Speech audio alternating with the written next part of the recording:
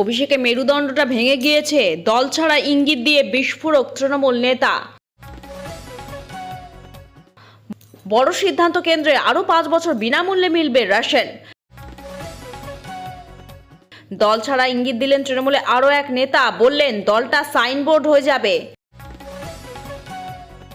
আবেদন করলে সঙ্গে সঙ্গে হাতে পাবেন আয়ুষ্মান ভারত হেলথ কার্ড। জানুন কি কি তথ্য লাগবে।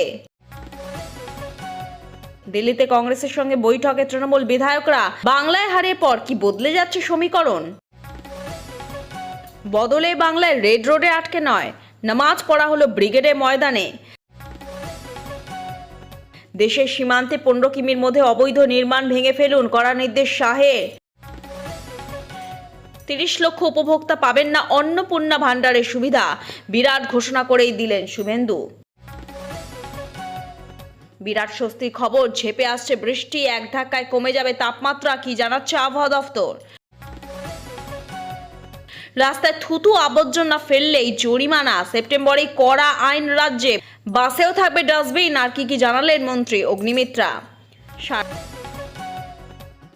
সারা রাত ধরে তৃণমূল নেতার পাট খেতে লুকানো টাকা গুনল পুলিশ, অঙ্ক জানলে চোখ কপালে উঠবে। গোসেবায় মাতলেন মুখ্যমন্ত্রী শুভেন্দু, গোমাতার পা ধুয়ে খাওয়ালেন খাবার, আর কি কি করলেন। গঙ্গায় নৌকাডুবি, দুজনের মৃত্যু, নিখোঁজ 5। ফের যুদ্ধ, ইরানে ভয়ঙ্কর হামলা চালালো আমেরিকা। কলকাতা পুলিশে এসআই গ্রেফতার, ধৃত তার ছেলেও, কি অভিযোগ। সৌগতকে লক্ষ্য করে ছোড়া হলো কাঁচা ডিম, চোর স্লোগান, নিমতায় ব্যাপক উত্তেজনা। শুধু হোল্ডিং সেন্টার নয়, লুকিয়ে লুকিয়ে ভারতে ঢুকে পড়া বাংলাদেশে রুখতে আরো বড় পদক্ষেপ শুভেন্দু সরকারের। দিল্লিতে কংগ্রেস নেতৃত্বের সঙ্গে তৃণমূলে গোপন বৈঠক, বিস্ফোরক দাবির মাধ্যমে কি জানালেন শ্রমিক। এসআইআর এর নাম বাদ মানে বিদেশি নয়, তারপরেও সরকারি সুবিধা বন্ধ কেন, সুপ্রিম কোর্টের রায় দিতে উঠল প্রশ্ন। রাকিবুলের পর উত্তম সাউ, লক্ষ্মীর ভান্ডার নিয়ে গ্রেফতার তৃণমূলে আরেক নেতা। অন্নপূর্ণা যোজনা পেতে 12 পাতার ফর্ম পূরণ কেন, স্পষ্ট করলেন মন্ত্রী অগ্নিমিত্রা। উড়িয়ে দেব ইরান যুদ্ধের মধ্যে এবার ওমানকে হুমকি ট্রাম্পের, হঠাৎ কি হলো। জুলাই থেকে বঙ্গে আয়ুষ্মান ভারতের কার্ড কিভাবে আবেদন করবেন। তৃণমূলে এখন ছুচোর কীর্তন চলছে, মমতাকে নিয়ে ঠাট্টা অধীরে। জবাই হওয়া থেকে বাঁচল ডোনাল্ড ট্রাম্প, ঠাঁই হতে চলেছে চিড়িয়াখানায়। রেশনে ভুল বদল, আর চলবে না কারচুপি। 25,530 কোটি সার্থক স্কিমে যুক্ত হয়েছে এআই টেকনোলজি। ক্যান্সার থেকে ওপেন হার্ট সার্জারি, স্বাস্থ্যসাথীতে যে চিকিৎসা পেতেন না সেটাও পাবেন আয়ুষ্মান ভারত। এতক্ষণ শুনছিলেন সংবাদ শিরোনাম, এবার আসছে বিস্তারিত খবরে। ভিডিওটি ভালো লাগলে লাইক করুন এবং আমাদের ইউটিউব চ্যানেলটি সাবস্ক্রাইব করুন। গোসেবায় মাতলেন মুখ্যমন্ত্রী শুভেন্দু অধিকারী, গোমাতার পা ধুয়ে খাওয়ালেন খাবার, আর কি কি করলেন। মুখ্যমন্ত্রী হওয়ার পর প্রথমবার মায়াপুরে গেলেন মুখ্যমন্ত্রী শুভেন্দু অধিকারী। ইসকন মন্দিরে পৌঁছে যান তিনি। মুখ্যমন্ত্রী আগমন ঘিরে সেজে উঠেছিল গোটা এলাকা। কড়া নিরাপত্তার চাদরে মুড়ে ফেলা হয়েছিল মায়াপুর চত্বর। হেলিকপ্টারে আসেন তিনি। মায়াপুর পৌঁছতেই মুখ্যমন্ত্রীকে মালা পরিয়ে স্বাগত জানালেন সন্ন্যাসীরা। কথা বলেন সন্ন্যাসীদের সঙ্গে, ঘুরে দেখেন মন্দির চত্বর, তারপর অংশ নেন পুজোয়। ইসকনের মন্দিরে বিশেষ যজ্ঞানুষ্ঠানে অংশ নেন মুখ্যমন্ত্রী শুভেন্দু অধিকারী। এরপর ইসকনের গোশালায় বিশেষ পুজোয় বসেন তিনি। যজ্ঞানুষ্ঠানের পর গোশালায় যান মুখ্যমন্ত্রী। ইসকনের সন্ন্যাসীদের উপস্থিতিতে তিনি গো সেবা করেন। জল দিয়ে গোমাতার পা ধুয়ে দেন তিনি। পা ধুয়ে দেওয়ার পর গোমাতাকে খাবারও খাওয়ান। অনেকক্ষণ সময় কাটান মুখ্যমন্ত্রী। এরপর গোশালা থেকে ইসকনের চন্দ্রোদয় মন্দিরে পৌঁছে যান, সেখানে পুজো করেন। রাধাকৃষ্ণের মন্দিরে পুজো দেওয়ার পর সাষ্টাঙ্গে বিগ্রহকে প্রণাম করেন মুখ্যমন্ত্রী। এরপর ইসকনের প্রতিষ্ঠাতা শ্রী অভয় চরণাবিন্দ ভক্তি বেদান্ত স্বামী প্রভুপাদের মন্দিরে গিয়ে পুজো করেন। ইসকন কর্তৃপক্ষের আমন্ত্রণের পর বৃহস্পতিবার সকালে মায়াপুরের উদ্দেশ্যে রওনা দেন মুখ্যমন্ত্রী। ডুমুরজলা থেকে হেলিকপ্টারে করে তিনি রওনা দেন মায়াপুরে। সকাল 11টা নাগাদ তিনি পৌঁছে যান। মুখ্যমন্ত্রী শুভেন্দু অধিকারী ইসকন সফর ঘিরে বৃহস্পতিবার সকাল থেকেই মায়াপুর মন্দির চত্বর নিরাপত্তায় মুড়ে ফেলা হয়েছিল। সেখানে দৃশ্যত উৎসবে মেজাজ দেখা যায়। কীর্তনের তালে তালে মুখ্যমন্ত্রীকে স্বাগত জানানো হয়। উল্লেখ্য, এর আগে বেলুড় মঠেও গিয়েছিলেন মুখ্যমন্ত্রী। গত 21শে মে বেলুড়ে গিয়ে মহারাজদের সঙ্গে দেখা করেন। সেখানে গিয়ে স্বামীজির আদর্শের কথা তুলে ধরেন। সৌগতকে লক্ষ্য করে ছোড়া হলো কাঁচা ডিম, চোর স্লোগান, নিমতায় ব্যাপক উত্তেজনা। দমদমের তৃণমূল সাংসদ সৌগত রায়কে লক্ষ্য করে ছোড়া হলো কাঁচা ডিম, তাকে লক্ষ্য করে চোর স্লোগান দেওয়া হয়। বৃহস্পতিবার এই ঘটনাকে কেন্দ্র করে নিমতায় ব্যাপক উত্তেজনা ছড়ায়। বিজেপি কর্মী সমর্থকরা এই কাজ করেছেন বলে অভিযোগ। যদিও গেরুয়া শিবিরের দাবি সাধারণ মানুষ চুরি দুর্নীতি বিরক্ত হয়ে বিক্ষোভ দেখিয়েছে, যেমন বেশ কয়েকজন। অভিযোগ, থানা থেকে বেরোনোর পর সাংসদকে লক্ষ্য করে ডিম ছোড়া হয়, চোর স্লোগানও দেওয়া হয় বলে অভিযোগ। পরে পুলিশের ঘেরাটোপে গাড়িতে উঠে এলাকা ছাড়েন বর্ষিয়ান সাংসদ। তিনি বলেন, বুধবার 5 জন তৃণমূল কাউন্সিলরের বাড়িতে হামলা হয়েছে। সেই অভিযোগ জানাতে থানায় যায়। থানা থেকে বেরোনোর সময় চোর বলেছে। আমি বললাম, কাকে চোর বলছো? অসভ্যতা করছে, চিৎকার করছে। আসলে বিজেপির কোনো নিয়ন্ত্রণ নেই। যদিও গেরুয়া শিবিরের দাবি এর সঙ্গে বিজেপির কোনো সম্পর্ক নেই। এত চুরি ও দুর্নীতি করেছেন তৃণমূল নেতা মন্ত্রীরা, তাই সাধারণ মানুষ ক্ষেপে গিয়েছে। এটা ক্ষোভে বহিঃপ্রকাশ মাত্র, তার বাইরে আর কিছু। বড় সিদ্ধান্ত কেন্দ্রের, আরও 5 বছরে বিনামূল্যে মিলবে রেশন। প্রধানমন্ত্রী গরিব কল্যাণ যোজনায় আরও 5 বছরে বিনামূল্যে দেশবাসীকে রেশন দেওয়ার সিদ্ধান্ত মোদী সরকারের। বুধবার প্রধানমন্ত্রী নরেন্দ্র মোদীর নেতৃত্বে অনুষ্ঠিত কেন্দ্রীয় মন্ত্রিসভার বৈঠকে এই সিদ্ধান্তে শিলমোহর দেওয়া হয়। কেন্দ্রীয় সরকারের এই প্রকল্পের আওতায় দেশের প্রায় 80 কোটি মানুষ প্রতি মাসে বিনামূল্যে রেশন পান। নতুন সিদ্ধান্ত কার্যকর করতে অতিরিক্ত 25,530 কোটি টাকা বরাদ্দ করেছে কেন্দ্র। সরকারি দাবি, শুধু খাদ্য সামগ্রী বিলিই নয়, দেশের গঠবন্ধন ব্যবস্থাকে আরও আধুনিক ও স্বচ্ছ করাই এই সিদ্ধান্তের মূল লক্ষ্য। জাতীয় খাদ্য সুরক্ষা আইন বা NFS এর অধীনে পরিচালিত এই প্রকল্পের আগামী দিনে আরও শক্তিশালী করতে একাধিক নতুন প্রকল্প নেওয়া হবে বলেও জানিয়েছে কেন্দ্র। আরও 5 বছর বিনামূল্যে মিলবে রেশন দেওয়ার সিদ্ধান্ত কেন্দ্রের। বদলের পর বাংলার রেড রোডে আটকে নয় নামাজ পড়া হলো ব্রিগেডের ময়দানে। পালা বদলের পর বাংলায় অন্যরকম ঈদ দেখল শহর। রেড রোডে নয়, এবার ঈদের নামাজ হলো ব্রিগেড ময়দানে। শুধু তাই নয়, শহর এবং শহরতলির কোনো রাস্তাতেই হয়নি ঈদের নামাজ। ফলে সমস্ত রাস্তাই আজ বৃহস্পতিবার সকাল থেকে খোলা ছিল। তবে ঈদ উপলক্ষে ব্রিগেড সহ গোটা এলাকা জুড়েই কড়া নিরাপত্তা ব্যবস্থা করা হয়েছে। কলকাতা পুলিশের তরফে শহরে বিভিন্ন জায়গায় মোতায়েন করা হয় অতিরিক্ত বাহিনী। শুধু তাই নয়, ওয়াচ টাওয়ার থেকেও চলছে নজরদারি। বছরে 2বার রেড রোড চত্বরেই পাঠ হয় ঈদের নামাজ। পূর্বতন তৃণমূল সরকারের আমলে যা অন্য মাত্রা পায়। উপস্থিত থাকতেন খোদ মমতা বন্দ্যোপাধ্যায়। পরবর্তী সময়ে তার সঙ্গে অভিষেক বন্দ্যোপাধ্যায়কেও দেখা যেত সেই মঞ্চে।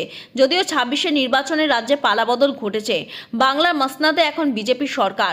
মুখ্যমন্ত্রী হিসেবে শুভেন্দু অধিকারী দায়িত্ব নেওয়ার পরে তিনি স্পষ্ট জানিয়ে দেন, মানুষের সমস্যা করে রাস্তা আটকে কোনো ধর্মীয় সমাবেশ হবে না। এরপরেই রেড রোডে ঈদের নামাজ হবে কিনা তা নিয়ে জোর চর্চা চলছিল। সেই চর্চার মধ্যেই নবান্নের তরফে জানিয়ে দেওয়া হয়, এবার ব্রিগেড ময়দানে পড়া হবে ঈদের নামাজ। বছরে 2বার রেড রোড চত্বরে পাঠ হয় ঈদের নামাজ। পূর্বতন তৃণমূল সরকারের আমলে যা অন্য মাত্রা পায়। উপস্থিত থাকতেন খোদ মমতা বন্দ্যোপাধ্যায়। পরবর্তী সময়ে তার সঙ্গে অভিষেক বন্দ্যোপাধ্যায় দেখা যেত সেই মঞ্চে। যদিও গত বছরই খিলাফত কমিটিকে সেনার তরফে জানানো হয়, রেড রোডে আর নামাজ পড়ার অনুমোদন দেওয়া হবে না। নিরাপত্তার স্বার্থে এহেন পদক্ষেপ বলেও জানানো হয়। যদিও তৎকালীন মুখ্যমন্ত্রী মমতা বন্দ্যোপাধ্যায় সেনার কাছে বিশেষ অনুরোধ জানান। বলে রাখা প্রয়োজন, এর আগে বাম সরকারের শুরুর দিকে শহীদ মিনারে মঠে হতো ঈদের নামাজ, কিন্তু বৃষ্টির জল কাদার জন্য রেড রোডে সরানোর সিদ্ধান্ত নেওয়া হয়। দেশের সীমান্তে 15 কিমির মধ্যে অবৈধ নির্মাণ ভেঙে ফেলুন, কড়া নির্দেশ শাহের। বেআইনি নির্মাণে জিরো টলারেন্স বিজেপি সরকার। ইতিমধ্যে কলকাতা সহ বাংলার একাধিক জায়গায় চলছে বুলডোজার অ্যাকশন। তারই মাঝে বেআইনি নির্মাণ নিয়ে ফের কড়া পদক্ষেপের নির্দেশ অমিত শাহের। শাহের স্পষ্ট নির্দেশ, আন্তর্জাতিক সীমানায় 15 কিলোমিটারের মধ্যে সব বেআইনি নির্মাণ ভেঙে ফেলতে হবে। তিনি স্পষ্ট জানিয়েছেন, আন্তর্জাতিক সীমান্তায় 15 কিলোমিটারের মধ্যে সব বেআইনি নির্মাণ ভেঙে ফেলতে হবে। এছাড়া কেন্দ্রীয় স্বরাষ্ট্রমন্ত্রী সীমান্ত এলাকায় ব্যাংকগুলিতে আর্থিক লেনদেনে লেনদেনের ক্ষেত্রে বিশেষ নজর রাখার নির্দেশ দিয়েছেন। ওই এলাকায় ব্যবসায়িক প্রতিষ্ঠানগুলির দিকে কড়া নজরদারির নির্দেশ, আন্তঃসীমা চোরাচালান নিয়ন্ত্রণ এবং ভুয়ো নথিপত্র শনাক্ত করে ব্যবস্থা নেওয়ার নির্দেশও দিয়েছেন অমিত শাহ। এদিকে দীর্ঘদিন ধরেই বাংলার বিভিন্ন জেলার সীমান্ত এলাকায় কাঁটাতারে বেড়া দেওয়ার জন্য জমি নিয়ে জটিলতা ছিল। অনেক ক্ষেত্রে স্থানীয় বাসিন্দাদের আপত্তির কারণে জমি অধিগ্রহণ করা সম্ভব হচ্ছিল না। তবে সাম্প্রতিক সময়ে নবান্ন জেলা প্রশাসনগুলিকে স্পষ্ট নির্দেশ দিয়েছিল যাতে সীমান্ত সুরক্ষার স্বার্থে দ্রুত জমি চিহ্নিত করে হস্তান্তরের ব্যবস্থা করা হয়। গত সপ্তাহে নবান্ন সভাঘরে এই প্রক্রিয়া আনুষ্ঠানিক সূচনা করেন মুখ্যমন্ত্রী। বুধবার মুখ্যমন্ত্রী জানিয়েছেন, বর্ডার সিকিউরিটি ফোর্স বা বিএসএফ এর হাতে মোট 142.79 একর জমি তুলে দেওয়া হয়েছে। এই জমি মূলত ব্যবহার করা হবে বর্ডার আউটপোস্ট নির্মাণ এবং সীমান্তের নিশ্ছিদ্র নিরাপত্তা ব্যবস্থা গড়ে তোলার জন্য। ফের যুদ্ধ, ইরানে ভয়ঙ্কর হামলা চালালো আমেরিকা। সমঝোতা নিয়ে অনিশ্চয়তার মাঝে নতুন করে উত্তেজনা মধ্যপ্রাচ্যে। ইরানে ফের বড় হামলা চালালো মার্কিন সামরিক বাহিনী। বুধবার রয়টার্সকে একজন মার্কিন কর্মকর্তা জানিয়েছেন, রাতভর চালানো হয় এই হামলা। বেছে বেছে এমন সব সামরিক ঘাঁটিতে লক্ষ্য করে হামলা করা হয় যা তাদের সৈন্য এবং হরমুজ প্রণালী নিয়ে যাতায়াতকারী বাণিজ্যিক জাহাজগুলোর জন্য একটি হুমকির ইঙ্গিত হিসেবে ধরা হয়েছে। সংবাদ সংস্থা রয়টার্সের মতে একজন মার্কিন কর্মকর্তা বলছেন, মার্কিন সামরিক বাহিনীও বেশ কয়েকটি ইরানি ড্রোন আক্রমণ করে নিচে নামিয়েছেন। গত 28 ফেব্রুয়ারি মার্কিন ও ইসরায়েলি হামলার মাধ্যমে শুরু হওয়া এই যুদ্ধে হাজার হাজার মানুষ নিহত হয়েছেন এবং বিশ্বব্যাপী জ্বালানির দাম তীব্রভাবে বেড়েছে। শুধু জ্বালানি নয়, রান্নার তেল থেকে বহু নিত্য প্রয়োজনীয় সামগ্রী সমস্ত কিছুর দাম ক্রমশ বাড়ছে। হরমুজ বন্ধের ফলে আমদানি রফতানিতেও সমস্যা দেখা দিয়েছে। দিন দিন বাড়ছে কাঁচামালের দাম, আর এর প্রভাব দেখা দিয়েছে গোটা বিশ্বে। মানুষ চেয়েছিল যুদ্ধবিরতি, কিন্তু তার জায়গায় আবার এই হামলা নতুন করে চিন্তায় ফেলেছে বিশ্বের মানুষকে। গত সোমবার রাতে দক্ষিণ ইরানের হরমুজ প্রণালী সংলগ্ন এলাকায় হামলা চালিয়েছিল আমেরিকার সামরিক বাহিনী সেন্ট্রাল কমান্ডো। মার্কিন সেনার দাবি, আত্মরক্ষার জন্য এই হামলা চালিয়েছিল তারা। তবে দক্ষিণ ইরানের কোন এলাকায় হামলা হয়েছে তা বিবৃতিতে স্পষ্ট নয়। আমেরিকার প্রেসিডেন্ট ডোনাল্ড ট্রাম্প জানিয়েছিলেন, কোনো পদক্ষেপ করার আগে কূটনৈতিকভাবে সমস্যার সমাধান করার জন্য প্রস্তুত তিনি। এক্ষেত্রে সমস্ত পথ ও উপায় অবলম্বন করবে। কিন্তু তার আগে ফের দক্ষিণ ইরানের বন্দর আব্বাস শহরে একের পর এক হামলা হয়। প্রসঙ্গত উল্লেখ্য সংঘর্ষবিরতি চলাকালীন এর আগেও আমেরিকা এবং ইরানি বাহিনীর মধ্যে বহুবার গোলাগুলি চলে। চলতি মাসে আমেরিকার যুদ্ধজাহাজকে লক্ষ্য করে হামলা চালিয়েছিল ইরান।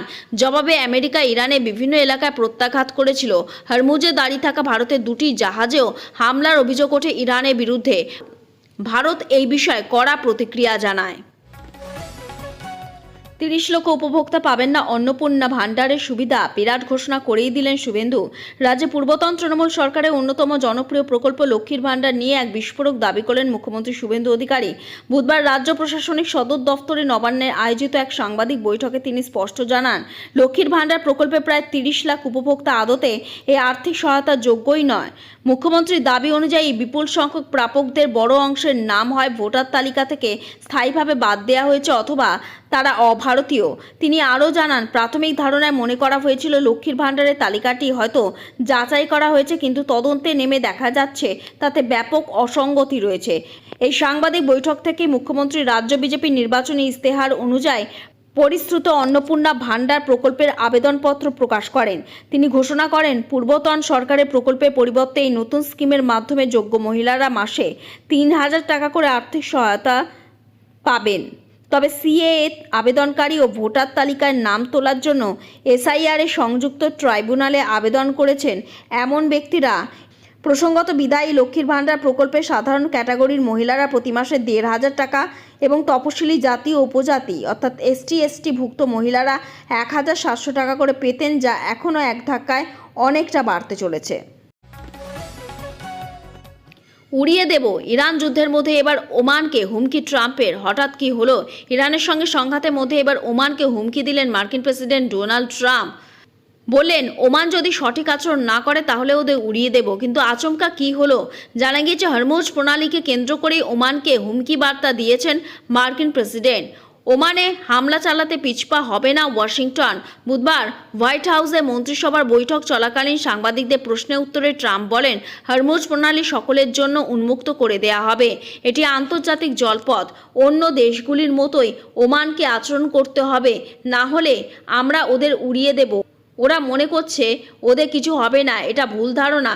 এদিকে বুধবার রাত থেকে ইরানে হামলা শুরু করেছে আমেরিকা। পাল্টা জবাব দেয় তেহরানও। কুয়েতের মার্কিন ঘাঁটিতে তারা বোমা বর্ষণ করেছে বলে সূত্রের খবর। তবে ঘটনার কোনো হতাহতের খবর এখনও মেলেনি। ইরানের সংবাদ মাধ্যমের খবর অনুযায়ী বুধবার রাত 1:30 পর থেকে ইরানে বন্দর আব্বাস শহরের কাছে পরপর বিস্ফোরণের শব্দ শোনা যায়।